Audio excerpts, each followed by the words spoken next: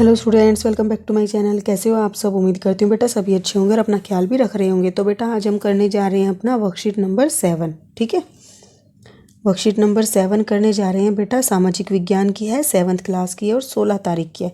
यानी कि बेटा ये आपकी फ्राइडे की वर्कशीट है। इस दिन आपकी 2 वर्कशीट आई हैं, एसएसटी की आई है और एक आई है साइंस की। ठीक है, तो हम पहले एसएसटी की कर रहे हैं, उसके बाद हम साइंस की करेंगे।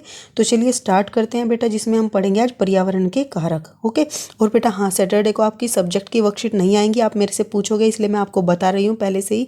और वीडियोज़ को कंप्लीट देखा करो ताकि आपको सारी इन्फॉर्मेशन मिल जाए। ठीक है, तो पर्यावरण के कारक क्या क्या होते हैं, मतलब कि पर्यावरण के अंदर क्या क्या होता है, कौन कौन मिलकर पर्यावरण बनाता है। ठीक है, तो किसी भी जीवित प्राणी के चारों ओर पाए जाने वाले लोग, स्थान, वस्तुएं, प्रकृति को पर्यावरण कहते हैं। ठीक है, जैसे कि किसी भी जीवित प्राणी के, जैसे हमारे चारों तरफ और पाए जाने वाले लोग, ठीक है, स्थान, वस्तुएं और प्रकृति। ठीक है, हमारे चारों तरफ क्या है बेटा, अलग अलग स्थान है, वस्तुएं अलग अलग और प्रकृति है हमारे चारों तरफ। तो इन सबको मिलाने से जो बनता है वो होता है पर्यावरण। ठीक है, इसमें प्राकृतिक, मानव निर्मित और मानव तीनों शामिल होते हैं। यानी कि बेटा जो प्राकृतिक चीज़ें हैं वो भी हैं, और जो मानव के द्वारा बनाई गई है, मनुष्य के, जैसे गाड़ी हो गई, उद्योग हो गए, घर हो गए, ये सारी चीज़ें मनुष्य के द्वारा बनाई गई है, ये भी चीज़ें, और मानव, ठीक है, खुद मानव भी जिसने ये बनाई है, ये तीनों शामिल हैं। भूमि, जल, वायु, पेड़ पौधे और जीव जंतु, ठीक है, मिलकर प्राकृतिक पर्यावरण बनाते हैं। तो ये सारी चीज़ें, भूमि हो गई, जल हो गई, वायु हो गई, पेड़ पौधे, जितनी भी चीज़ें हैं वो सारी मिलकर क्या बनाती है, पर्यावरण बनाती हैं। इनमें से कुछ जीवीय हैं और कुछ अजीवीय, मतलब कि कुछ तो जीवित हैं बेटा, जैसे पेड़ पौधे हो गए और जीव जंतु हो गए। ठीक है, जल, वायु, भूमि, ये सब क्या है, अजीवीय पदार्थ हैं। ओके, तो हम क्या करेंगे, पर्यावरण को 2 तरीकों से बांट सकते हैं।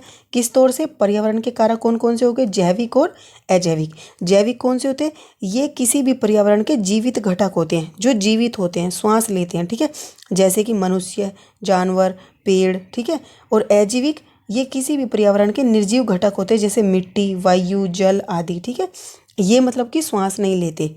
ठीक है, और अब इसके कुछ क्वेश्चन आंसर कर लेते हैं, कुछ उदाहरण लिखिए। जैविक कारक, जैसे पौधे और जानवर। ठीक है, तो पौधे और जानवर क्या है बेटा, जैविक कारक है। बाकी आपको लिखने, तो आप क्या लिखोगे बेटा, पक्षी हो गए, ये भी क्या है, जीवित होते हैं।